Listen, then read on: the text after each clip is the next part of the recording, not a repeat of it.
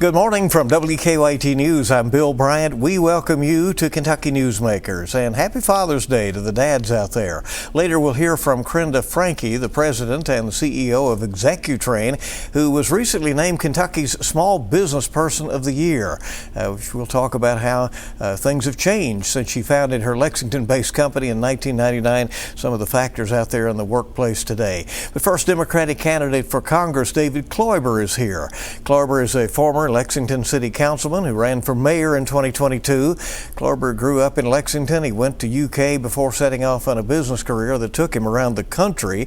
But Kloiber returned home to the Bluegrass years ago and now wants to represent the region in Congress. He's running for the seat that will be open next year because the incumbent Republican Andy Barr is running for the U.S. Senate. David Kloiber joining us today. Thanks for coming. We appreciate it. Good to see you. Thanks for having me. I figured we might see you again after you ran for mayor in 2022. Well, when you have a mind for public service, it's kind of hard to get out of it, right? Tell us a little bit more about your background and what led up to this decision to run for Congress. Well, this isn't a decision that anyone should make lightly, and I wasn't any different.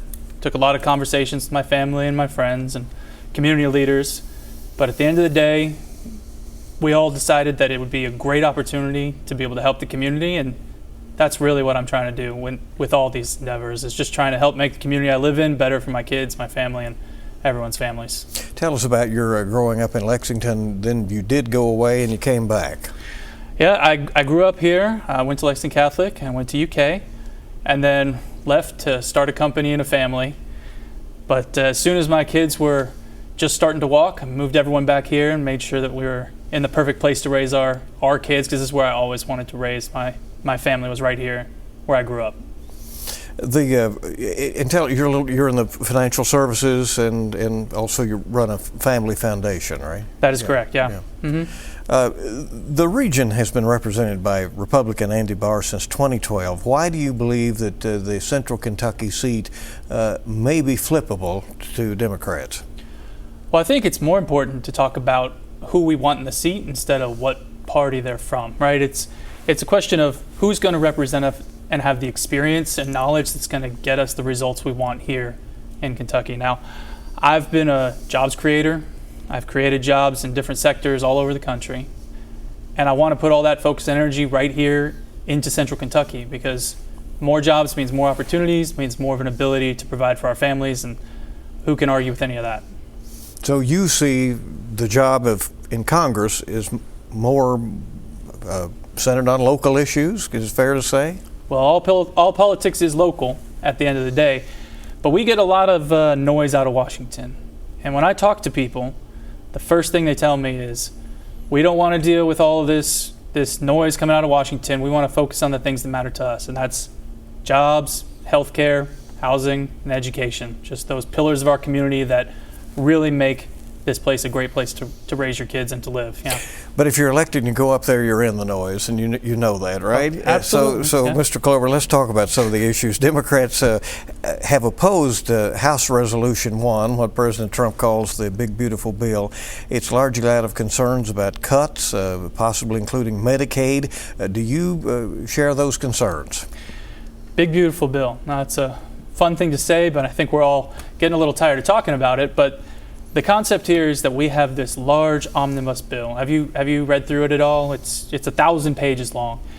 And when you're asking your legislators to go through something that's almost as large as War and Peace and vote yes or no on everything in it, it's going to be a real mixed bag. So I would like to push to make sure that we have bills that are not 1,000 pages long, that are dealing with the same issues in one bill, so we can actually parse through them and figure out what we want. I mean, in that bill, as you touched on, there's work requirements for health care, there's solidifying various tax principles we had from 2017, there's also regulation on AI. So when you look at this is a very wide and varied amount of legislation we're talking about passing. I'd be hesitant to put anything like that through as one whole thing. If we want to talk about individual issues, we can. Well, let's do that. Let's take your temperature on some of those things. Do you approve of work requirements for eligibility for public assistance or health care? I would say that when we put roadblocks in the way for people to get things that they've already worked for or that they've already participated in, that's that's just adding more bureaucracy to a system we don't need. When people need to take their kids to the doctor, or when people need to get a prescription filled for themselves or their parents, they need that now, not on some bureaucratic timeline. So adding more hoops to jump through, regardless of the reasoning, doesn't seem like it's going to be a huge help for us in the long term. There are protests about immigration raids in Los Angeles and elsewhere. Do you support the president's crackdown on illegal immigration, or do you think the approach needs changes? So I have many friends who have immigrated to the country, full citizenship, and are excited to vote in the next upcoming election. And through that process, I have firsthand experience seeing exactly how our system is broken for immigration. It takes years and years. It takes thousands of dollars, and this is for people to do things the right way. And when we have a system that doesn't even allow for that American dream, for you to come here to our country, go through the process, and prosper, and we're putting it behind so many gates, we need to talk about full immigration reform, not necessarily just a crackdown on the symptoms. Why do you think that's so elusive? There was last really comprehensive reform in the 1990s. You know, it's been a minute since we've actually been able to sit down like adults and talk about all these issues. And I think it stems from the fact that we've gotten so polarized. People just want to shout about these issues in Washington, and it doesn't really strike to the heart of what's going on, say, here in Central Kentucky. If we want to talk about these issues, we need to bring the same common sense we do from our daily lives into what's going in Washington. This is an incredibly divided time in America. People are dug in on their politics. Republicans do see things one way and Democrats see it another. How do you see the opportunity to reach out and have better, more productive discussions? So the best description I've ever gotten was from a friend of mine. Her name's Ann Donworth. She's a representative in the State House right now. She said, Democrats view the world as in if we take care of people, the economics will follow. And Republicans say if we take care of the economics, then the quality of life will improve.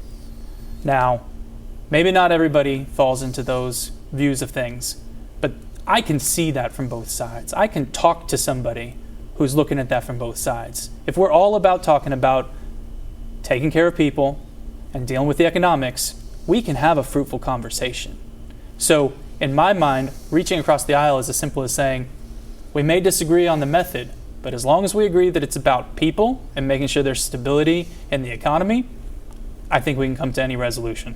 Well, whatever happens in the races next year, it looks like, at least now, that it will be a close call on the House control. Maybe the Republicans by a few seats, maybe the Democrats by a few seats.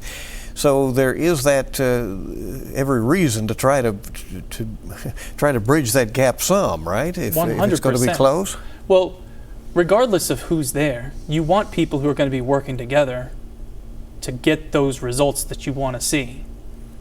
If I want to make more jobs here in Central Kentucky, it's going to take working with everybody who's up in Washington. And it's going to take talking about these issues in a very basic way about what's going to be most beneficial to the people instead of worrying about whose team I'm on and who can get a soundbite for the news. What other issues do you anticipate emphasizing in your campaign? So I've always been someone who said actions, not just words. So for me, it's going to be the same issues that I've been taking a stance on in my entire life. That's jobs, education, housing, and healthcare. If you have experience with any of those issues, you know exactly how complicated they can be for people living in the district and also how needed they are for representation in Washington. So that's going to be the focus. I consider those to be the pillars of a strong community, and I feel like we have a strong community here, and that deserves representation in Washington. Do you think there can be a national strategy on housing and the homelessness issues out there? When we look at the situation and we see what tools have been in place to actually help across the country, we're dealing with tax credits for new development, we're dealing with cost and efficiency of materials. These are things that we can help with at the national level in order to make sure that the end result is more help for the people in our communities. How do you see this district in the, 40% or so is Lexington. That is an area where you served in the city government. We'll note that the pin you have on notes your service on the Urban County Council. So you have done that. You know Lexington well. Do you feel that you can appeal in the surrounding area that makes up most of the 6th district? Well, as soon as I launched, I said my priority was to go out and talk to people, right? I don't know all the problems everyone's facing. I don't know the solutions that people have. So I'm going out to connect with people. I'm connecting with them on a message of bringing common sense to the Commonwealth. And that message, it doesn't have a city boundary to it. This isn't an issue that only matters to the people in Lexington. This is something that matters to all of us here in Central Kentucky. We want to see someone who's going to show that they can take action, who's going to fight for us, and is going to use those same common sense solutions that we talk about around the kitchen table with our family. So I believe that applies to everyone's lives, and I'm looking forward to talking to more people about what solutions they have. Do you enjoy campaigning? Do I enjoy campaigning? Honestly, I enjoy connecting with people. Campaigning is its own beast, but connecting with people, hearing their stories, that's definitely the highlight. In the 2022 mayor's race, you spent about $500,000 of your own money in an effort that came up short. Do you anticipate largely self-funding this campaign, or do you expect you'll raise money on a greater scale this time? Well, I'll say we all know the nature of the beast. It's unfortunate that in politics you have to have resources in order to get those messages out and to connect with people. I'm very interested in reaching out to the community and showing that they support this message, even more so than just me doing it on my own. So yes, I'll be reaching out, but I'll be making sure that no matter what we do, we have the resources necessary in order to make a difference here in Central Kentucky. So the option is open for you to open your checkbook? Well, I wouldn't tie my hand behind my back in order to make sure we were doing a detriment to everyone here. There's another Democrat in the race so far, former State Representative Sherilyn Stevenson. Do you anticipate debating her along the way before this Democratic primary? Well, I love the exchange of ideas. I love having those open discussions.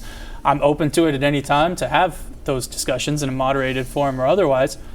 I just feel like what's more important than anything right now is that we get out into the community, talk to people about the issues that they're dealing with, and make sure that we have solutions that incorporate those common sense ideas that everybody kind of has about what they'd like to see in Washington.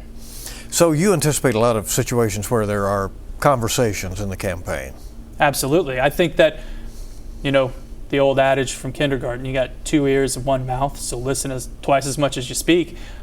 I believe that's very important for a representative. You can't represent someone if you don't know what you're representing. So I find that primarily the job of a representative is to get into the community, to hear what people are saying, and to try to take that message from the bluegrass straight to Washington. If you were fortunate enough to win the seat, do you think you would, because Congressman Barr has been known for a lot of constituent services, people have known they could reach out to his office when they needed something from Washington or needed some guidance. Is that an important area for you? Oh, very important. When my family took our trip to D.C., it was Congressman Barr's office that allowed us to have a guided tour of the Capitol building, which is an experience my kids are still raving about.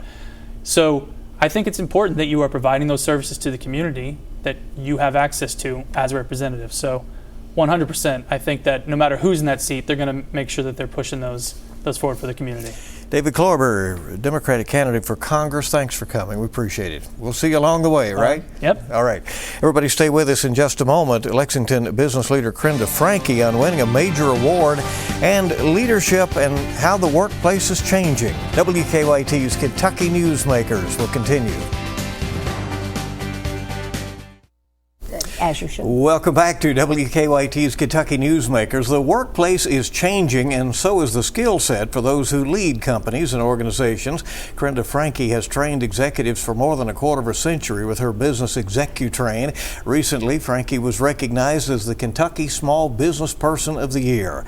And Crinda's with us today. Thank you so much for coming. Oh, thank you. Congratulations on that award, by the way, the recognition, well deserved. Yeah, well, thank you. It was it was so much fun, and well, it's very unexpected, but we went to DC, and we were with 49 other winners from the states, and it was so cool to see what other businesses people had started and the different ideas they had. And you know, one of my big buddies was Alaska, and so we just talked about how many similar things we had in common because we do run a small business. And it didn't really matter what the business or where it was located, we still faced the same kind of challenges, and it was just such a great experience. Great, and your business is unique. You have said it's about making people better. What do you do for executives and business leaders that helps them meet their goals and attain the best version of themselves?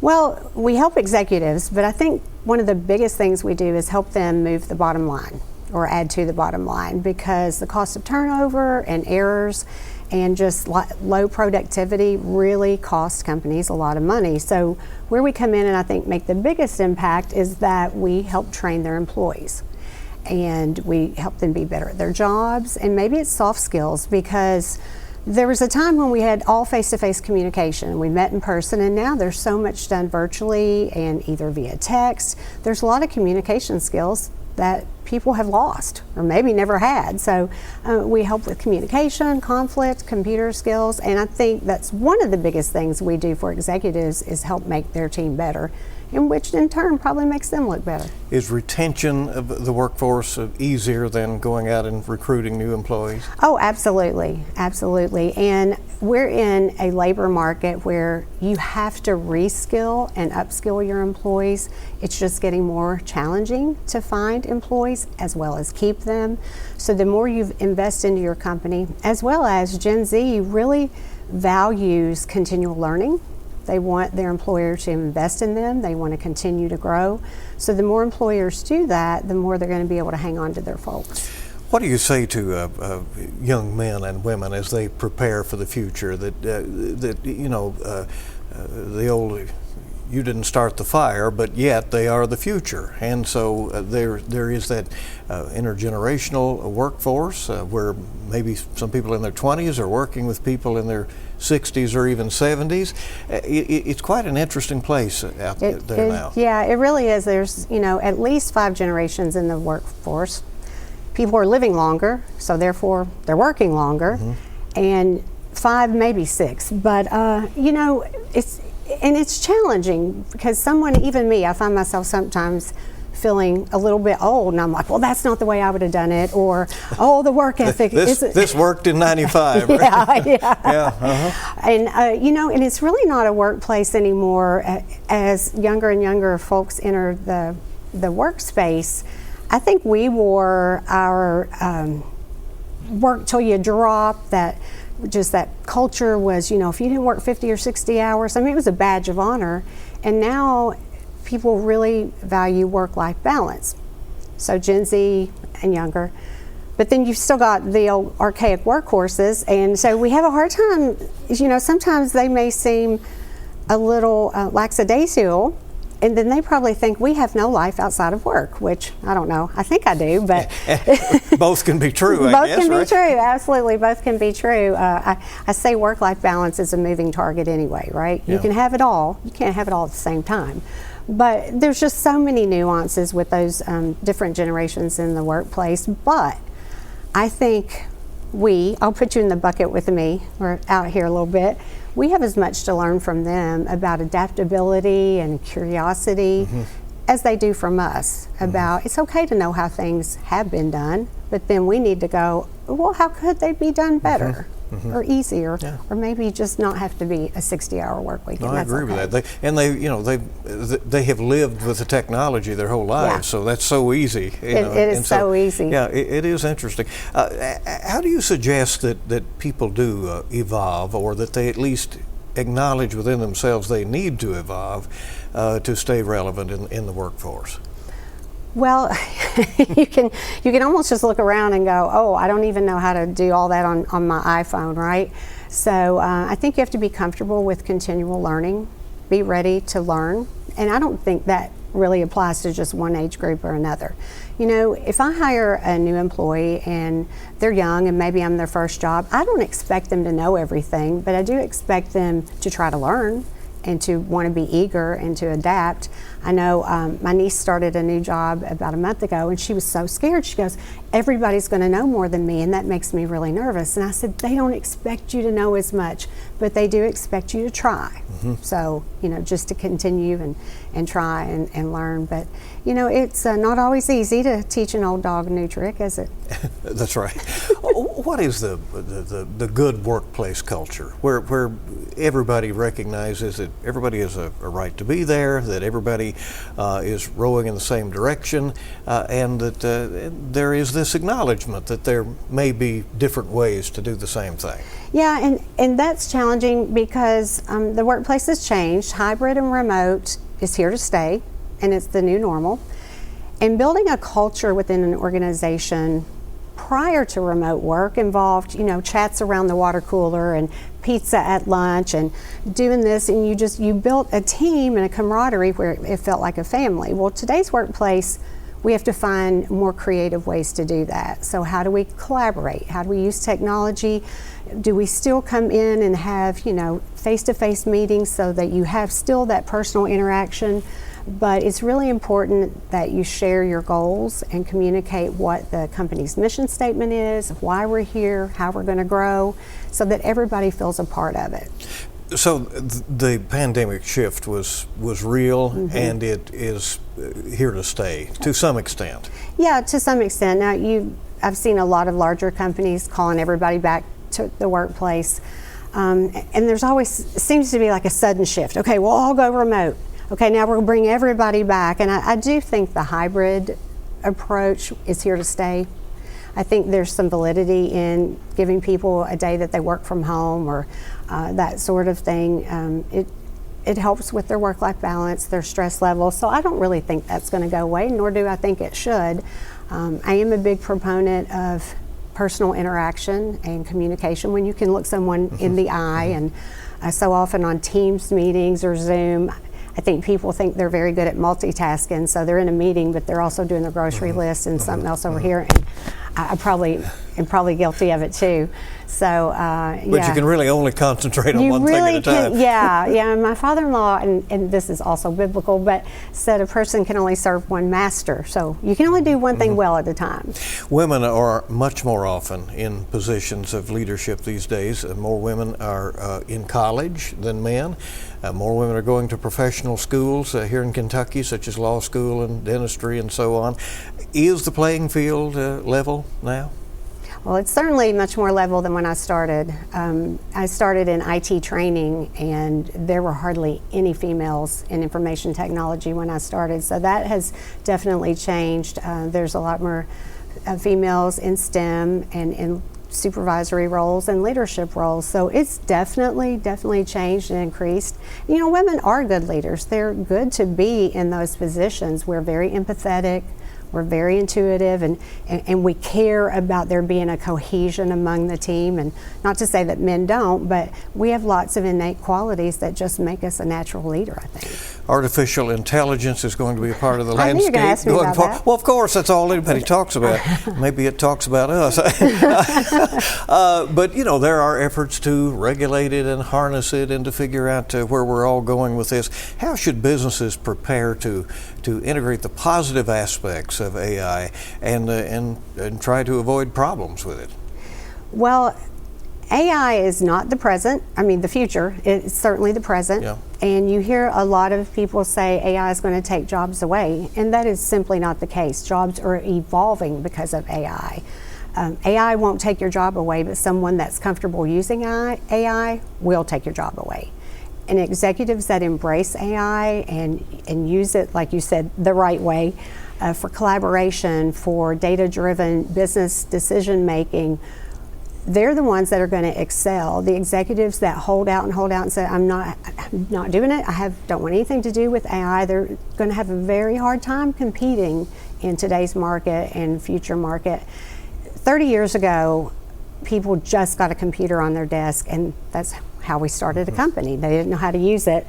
some of your viewership right now thinks I'm 107 years old because of that statement. But yes, there were no computers on desk. So I get it. Yeah, right. I'm like, no, we really did teach people how to use a mouse. But you've seen so much change and growth.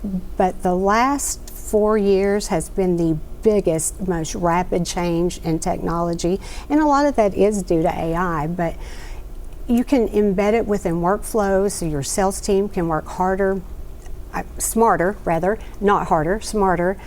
You can embed it throughout workflows for engineering, for manufacturing.